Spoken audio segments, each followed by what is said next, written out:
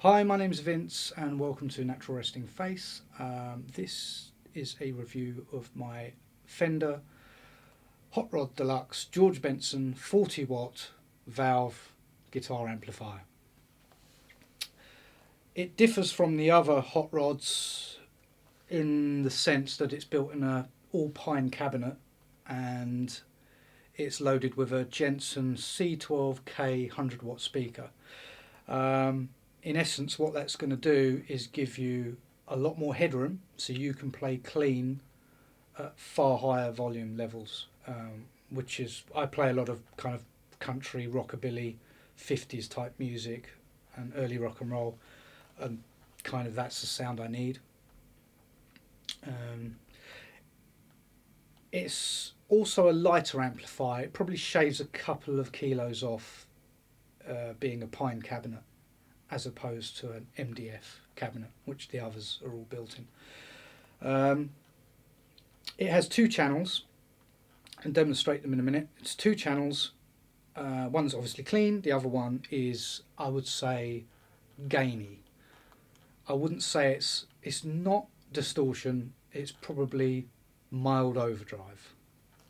We'll get to that.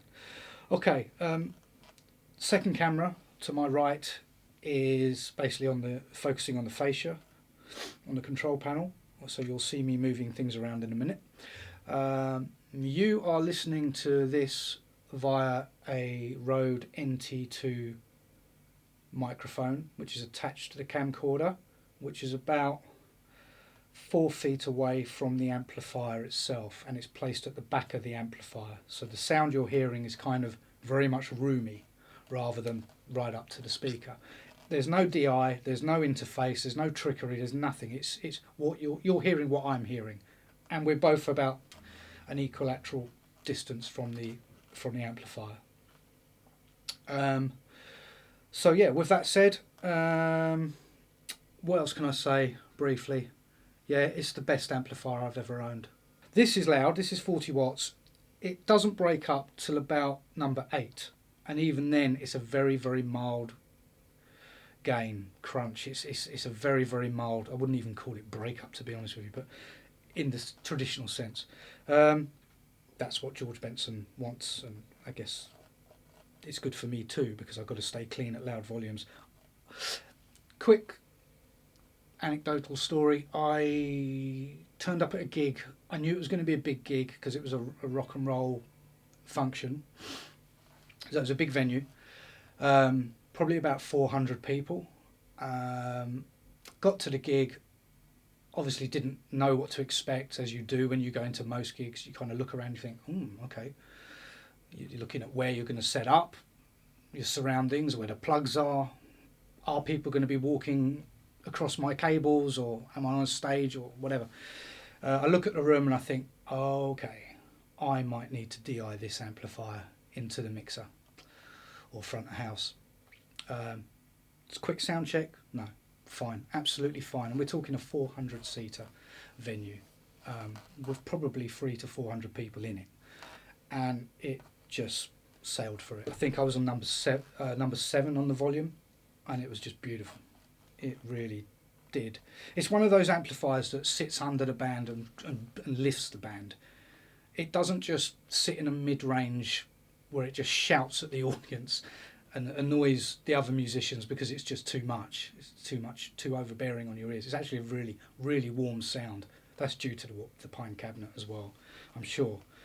Another thing to note is that I'm in a first floor flat, so I do have neighbours, so I've got to be considerate. This is bedroom volume, probably a bit louder than bedroom volume, but I'm not going to get any nasty knocks on the door. So anyway, moving on from that. Okay, I'm dialing everything at number 6, apart from the reverb, of course. 666. Yeah, we're good. Telecaster, Monty's pickups, a very Danish Pete theme going on. Guitars had a whole load of work done on it, and I'm in the neck pickup. Pots are fully open, so there's no trickery going on. Okay.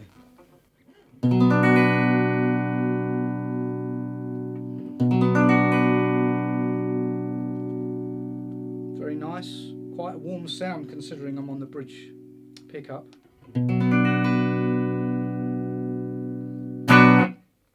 Yeah, okay.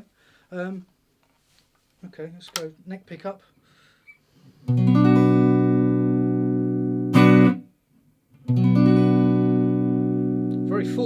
Very full sound. Alright, treble. Turn it right the way back. Back on the bridge pickup.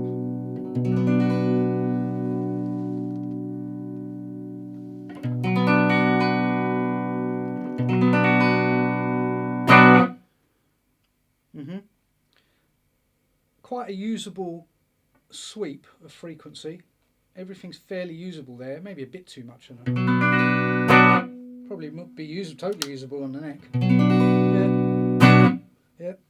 Okay. Let's roll it right off.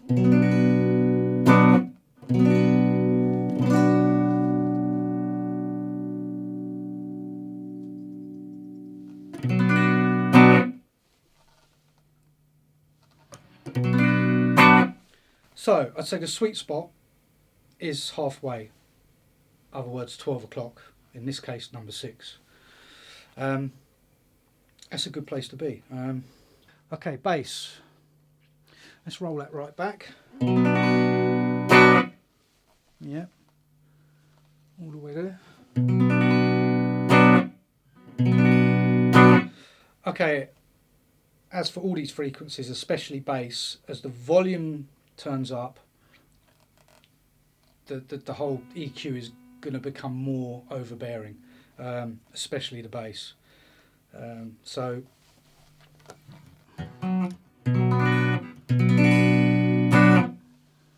sweet spot.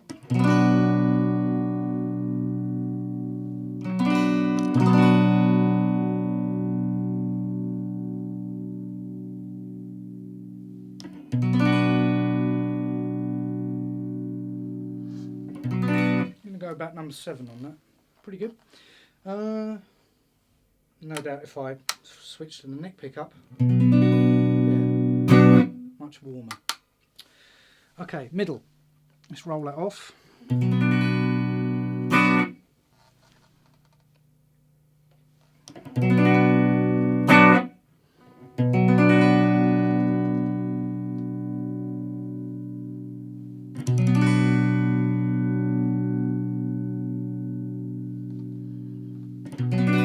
Yeah, number 6 again is what I refer to as unity.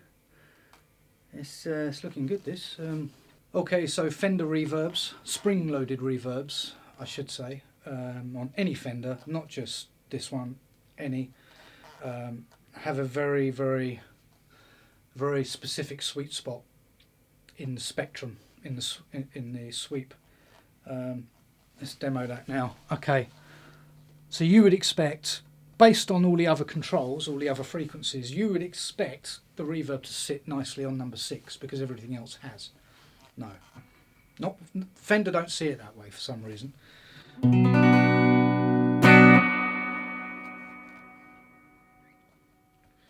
I don't know. I'll go even more.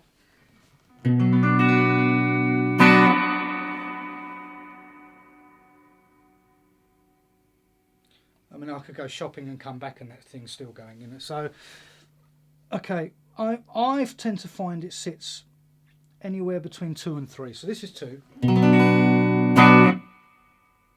Perfectly usable. If I really wanted to get a slightly wetter sound than that, I could probably put a slap delay, 100 millisecond, 110 millisecond slap delay over that as well, with a pedal, of course. We're on number 2.5. Big difference. I'm going to leave it there. It's kind of cavernous, but it's controlled in its own way. But that's literally an increment of moving it about 2 millimeters. I mean, why Fender can't give you a spectrum sweep of kind of, you know, I mean, I don't know. beyond me. People have been saying it for years, but they don't seem to listen, so we move on. Okay, that's the clean channel. I'm just going to play a little bit of something, a couple of bars, and then I'm probably going to layer over a bit of lead on with another camera. Okay.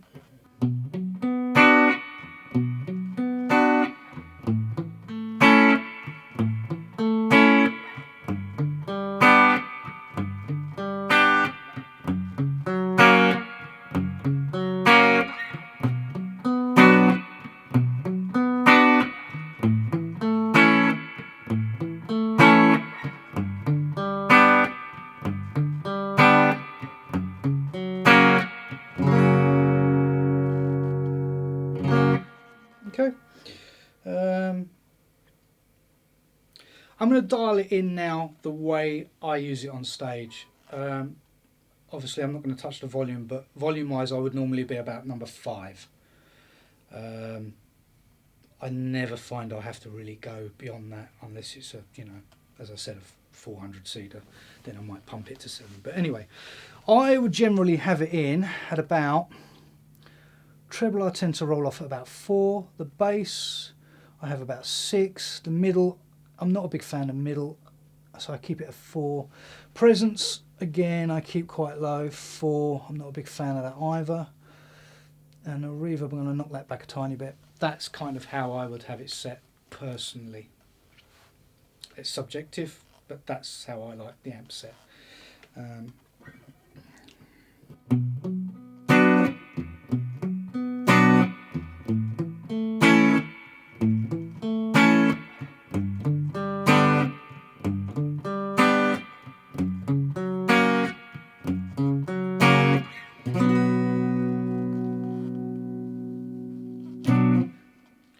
Okay, moving on to the drive channel, which I never use. I always just go into my pedal board and then into the clean channel. But I've never really done this before on this amplifier. I've obviously turned it on just to see if it works, but I've not done any more than that. So the settings I might dial in differently now, I don't know. Okay, channel select. You can't see the foot switch here, but there is one here. It's solidly built, weighs about half a kilo, if not more. It's all metal. It's got a channel select, and then it's got a drive / more drive. So that's, I don't know, I'm not really familiar with these types of things, but anyway, channel select. This is where the master channel comes in. It doesn't have any effect on, it's a single volume on channel A, and on channel 1, I should say, channel 2 is where the master volume kicks in. Okay, so just get a level.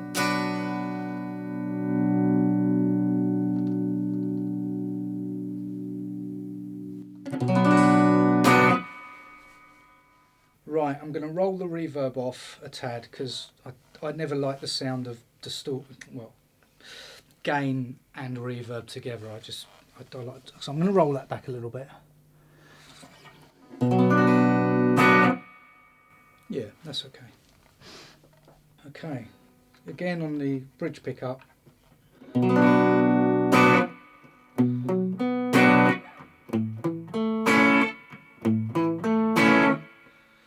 Yeah, okay, I want to volume match that. I'm not quite matched, am I?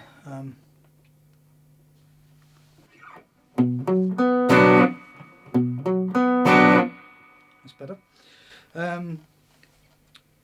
Okay, so now I'm going to switch to more drive.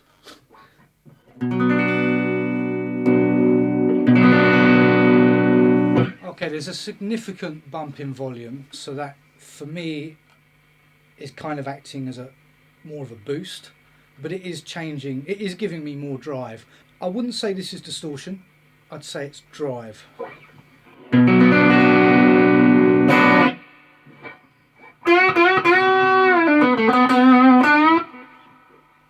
Maybe roll the reverb off a tiny bit more.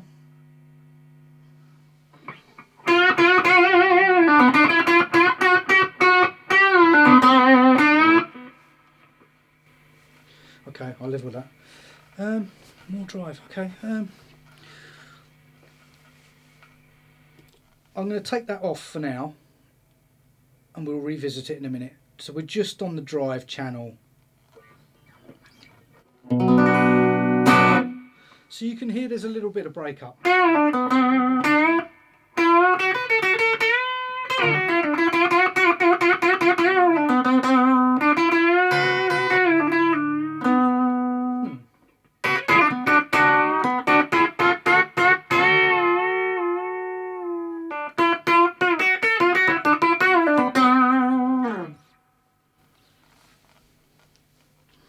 Okay, so if I'm going to dial in that sound, let's just go a little more drive. I'm going to drive it to 8. I'll put the plectrum down.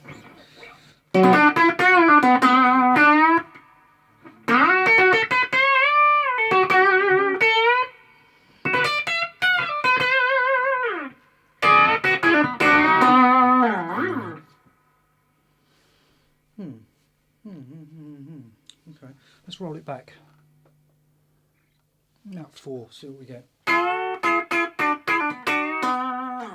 A decrease in volume, well, you'd expect that, I think. I think 6 is where it's kind of sweetest. Yeah,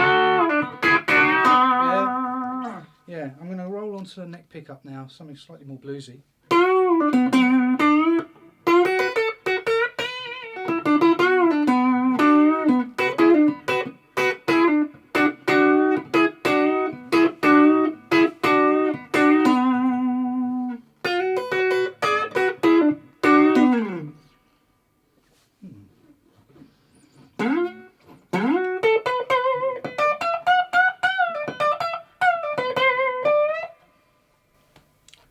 Yeah, I'm liking that. I think that's about probably a bit more there. I'm going to roll the presence right off. Might just bump that drive a little bit more, just a bit.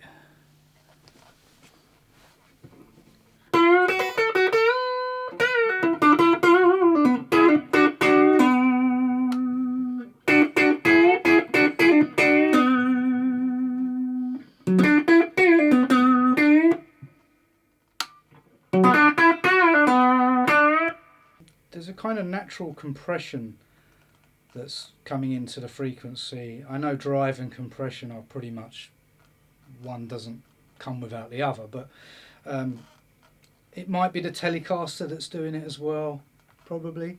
I suspect if I put a Les Paul through this humbuckers, you'd probably find it a different, but it kind of wants me to start chicken picking.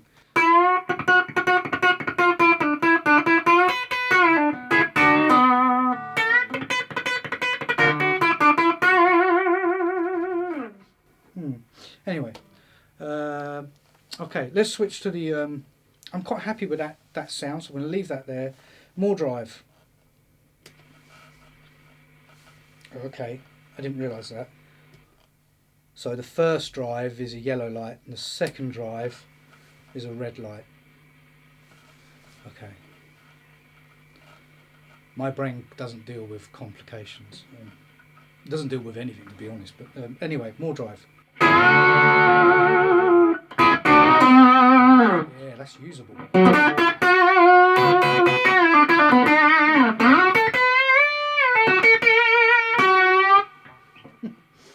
Yeah, bluesy. Let's go.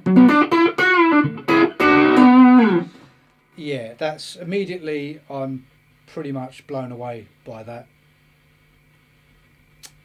I've never heard it like this before. I don't, as I say, I just use a single channel, but yeah, okay.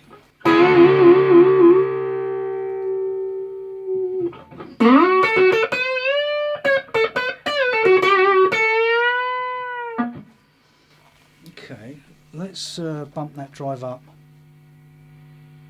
Right, I can hear I can hear the noise level rise. I can hear the valves working and stuff. It's perfectly normal in a valve amplifier.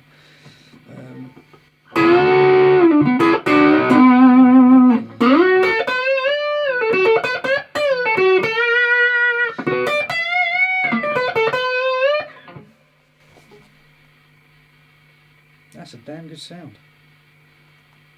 I didn't realise it could do it. I've had this amp for 5 years and I'm just starting to realise I know nothing about it. It really wants to make you play. It's a very inspiring amplifier. I think all equipment should be inspiring, otherwise, even if you don't use it, if you've got a pedal on your board that you know can inspire you, though you never use it, leave it on the board, because it's still inspiration. Doesn't make any sense, I know, but it kind of does to most guitarists at least, I don't know. Anyway, so that's, yeah. I'm not going to take it beyond that as drive, because I'm not sure it's going to really change.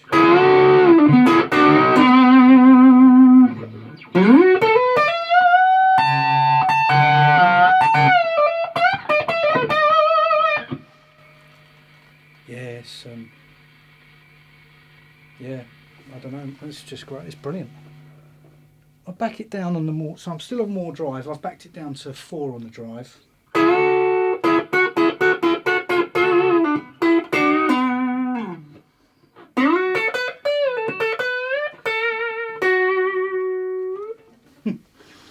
Right, drive for me, I think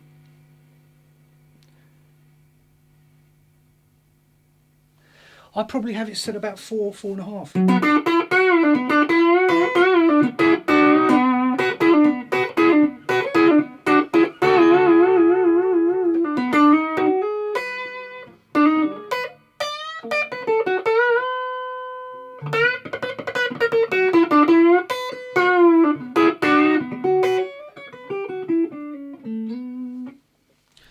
Yeah, I think there's a nice...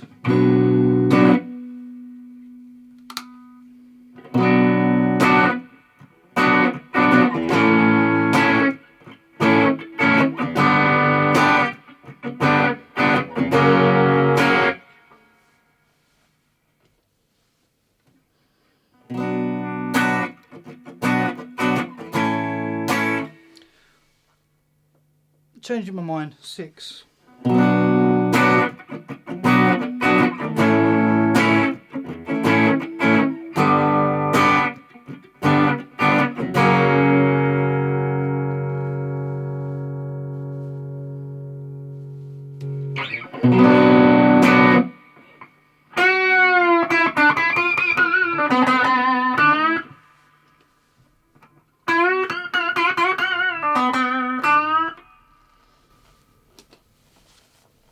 Okay, I think I said about all I can say about it.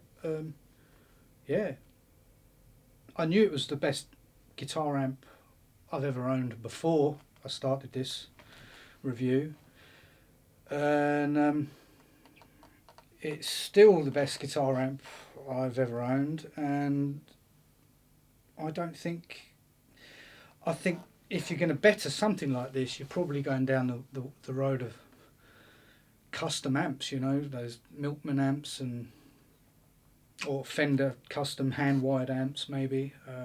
But yeah, for me it's got a bit of everything. It's got a really nicely contained sound. It's all usable. It reminds me a bit of the Bassman, but half the weight. And this amp comes in at about just under £1,000 in the UK. So it's not cheap, but it's not, you know, £3,000 like some amps. That I think to go beyond this amp, to better it, you would be parting with that kind of money, unless of course you're into a totally different style of music and you're better off with I don't know, a Marshall Plexi or something like that. Also great amps. But yeah, I think that kind of concludes everything I need to say about it. Yeah. Anyway, thanks for watching. If you do like this this kind of content, like and subscribe, click the notification thingy bell down here, I don't know. Yeah, thanks for watching, thanks for your time. If you're in the market for buying something like this, it's a steal. Pick one up. Yeah. Take care of yourselves. Bye for now.